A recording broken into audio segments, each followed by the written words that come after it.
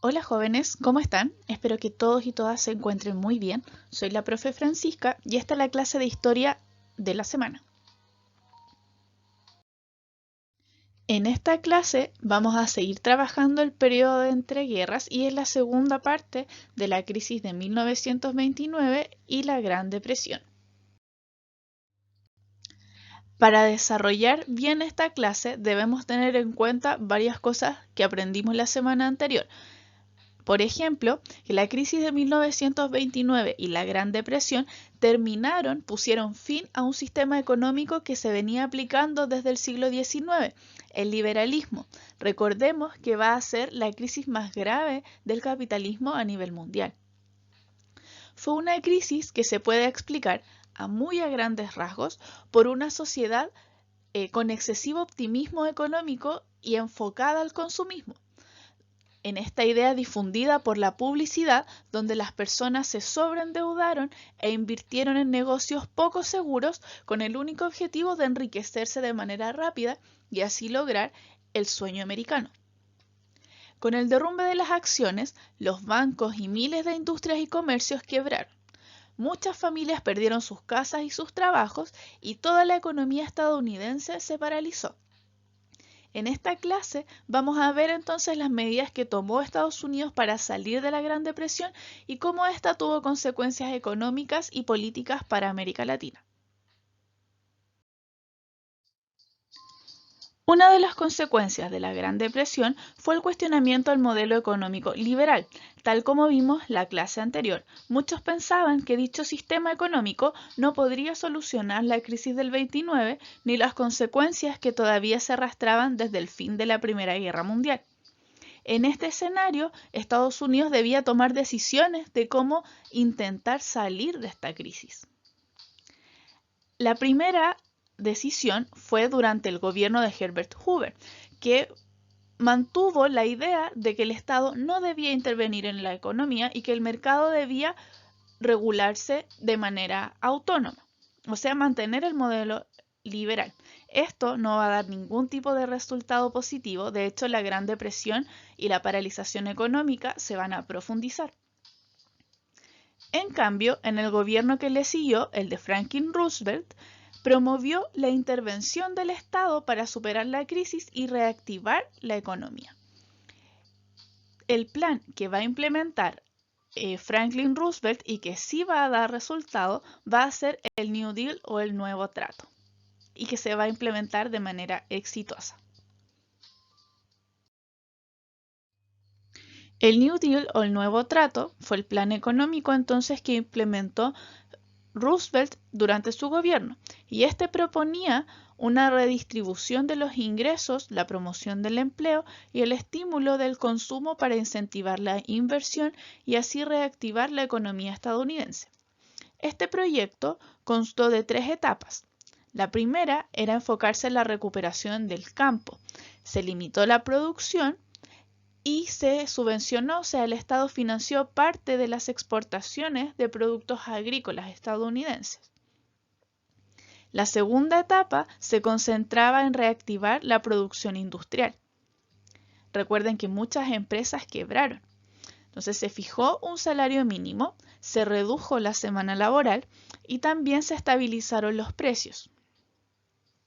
Y por último, la tercera etapa, quizás la más importante o la más trascendental, fue una firme política de obras públicas donde se impulsaban nuevas construcciones para dar puesto de trabajo a los desempleados. En esa imagen podemos ver una de estas iniciativas donde millones de desempleados eran contratados para construir caminos, escuelas, hospitales, carreteras o como en la foto desarrollar planes de alcantarillado o acueducto. Para muchos analistas, sin el nuevo trato, Estados Unidos se habría demorado muchos años más en salir de esta crisis. De la mano del nuevo trato surgió el estado de bienestar, modelo en que el Estado garantiza a todos los ciudadanos a acceder a ciertos derechos que considera básicos o esenciales. Así, en Estados Unidos, entre 1936 y 1940, se aprobaron leyes que buscaban garantizar derechos esenciales, como el derecho a huelga, la seguridad social, seguros y pensiones de jubilación, subsidios de desempleo, entre otros. El estado de bienestar se va a consolidar en la década de 1940 y, como veremos más adelante, se va a fortalecer durante las primeras décadas de la Guerra Fría. Hasta acá hemos hablado de cómo la crisis se manifestó dentro de Estados Unidos, pero debemos recordar que esta crisis tuvo consecuencias a nivel mundial. Y esto se produjo por la dependencia económica americana. Este concepto se refiere al sometimiento económico que realizaba Estados Unidos sobre parte importante del mundo. ¿Qué quiere decir esto? Que Estados Unidos era el mayor prestamista a nivel mundial, era el mayor inversionista y era el mayor productor de bienes manufacturados. Y como este último era el país que más compraba materias primas al resto del mundo. Entonces, cuando Estados Unidos cae económicamente en 1929, esta dependencia se vio reflejada y arrastró a todos los otros países a una crisis económica igual de grave que en Estados Unidos. Esto fue porque Estados Unidos empezó a pedir el dinero de vuelta de los préstamos, como inversionista retiró los dineros y como sus fábricas quebraron, todos los países que les vendían materias primas dejaron de vender. Entonces por eso se vieron tan golpeados. A este fenómeno de la dependencia económica y la caída de todos los países después de la crisis se le llama efecto dominó, pues tal como en este juego, cuando cae la primera ficha, cae el resto. En la diapositiva anterior, había muchos países que dependían económicamente de Estados Unidos y por eso sufrieron graves consecuencias con esta crisis. Ese va a ser el caso de América Latina. En esta diapositiva nos vamos a enfocar en el impacto económico que tuvo esta crisis en la región.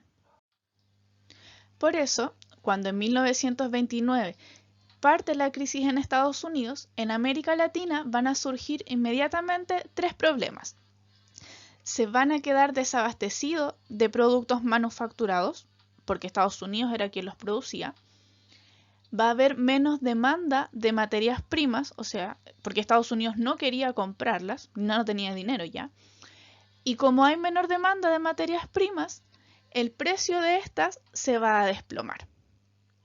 Estos tres problemas combinados van a provocar que América Latina sea la región más golpeada por la Gran Depresión. De hecho, un informe de la época va a identificar a Chile y Argentina como los países más golpeados en el mundo.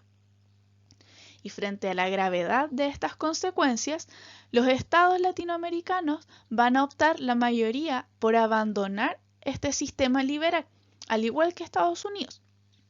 Y esto se va a llevar a cabo a través de dos mecanismos: la intervención estatal en educación, salud, seguridad social, pero también en el banco, y también el Estado desarrollando planes de industrialización para así poder sustituir las manufacturas que ya no estaban llegando de afuera. A ese tipo de plan se le conoció como modelo Easy y lo vamos a trabajar con mucho más detalle más adelante. El impacto político en Latinoamérica de esta crisis se produjo a través de la irrupción de los militares en el poder, con golpes de Estado en países como Argentina, Brasil y República Dominicana e inestabilidad política en Chile o Ecuador. Además, surgieron movimientos dentro de los sectores más pobres y los sectores medios en contra de sus gobiernos y las élites por no poder enfrentar la crisis y toda la pobreza y desempleo que estaba generando.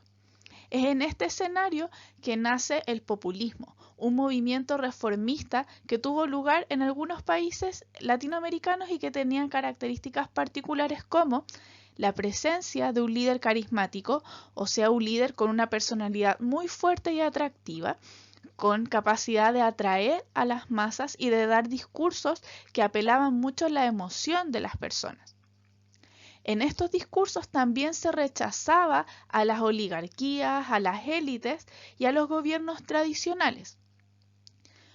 Otro rasgo de los gobiernos populistas es que rechazaban la lógica de los partidos tradicionales, o sea, ellos no se podían ubicar todos a la derecha o todos a la izquierda dentro de la existencia de los partidos políticos. Ellos más bien formaban alianzas o con sindicatos o con colegios de profesionales o con corporaciones, etc. Eran muy flexibles con quienes formaban alianzas.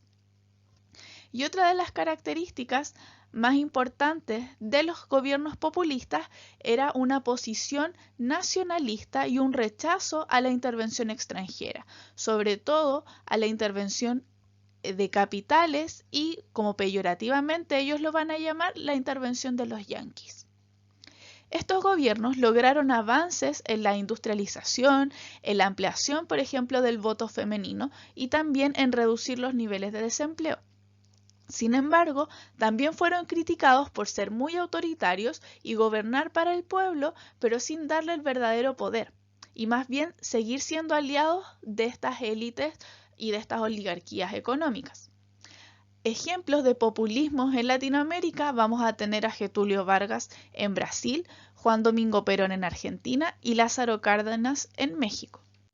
Bueno, jóvenes, esta ha sido la clase de la semana, donde revisamos cómo Estados Unidos pudo salir de esta gran depresión económica a través de la intervención del Estado en la economía y la creación del Estado del Bienestar.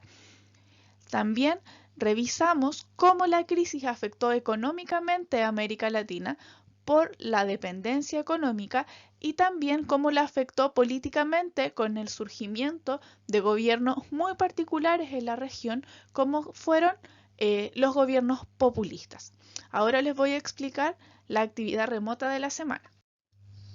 En la actividad de esta semana necesito que hagan los siguientes 3 ejercicios. Primero, que realicen una ficha informativo sobre las características del nuevo trato y cómo se implementó, donde agreguen las fechas, sus principales etapas, pueden incluir imágenes o cuadros, algún gráfico, como ustedes quieran complementarlo. Esto tiene que ser en una página de su cuaderno. Después necesito que copien en el mismo cuaderno el esquema tal cual del impacto económico de la crisis de 1929 en América Latina. Ya esto para que quede registrado. Y en tercer lugar, tienen que investigar sobre uno de los casos de populismo, ya sea el de Brasil, Argentina o México, y sintetizar los aspectos más importantes de estos gobiernos. ¿Ok? Bueno, jóvenes, esa ha sido la clase de la semana. Recuerden que cualquier duda o cualquier dificultad, por favor escríbame en mi correo y buscamos alguna alternativa. ¿Ok? Eso, que estén todos y todas muy bien, mucho ánimo, mucha fuerza. Y bueno, nos estamos comunicando. Chao.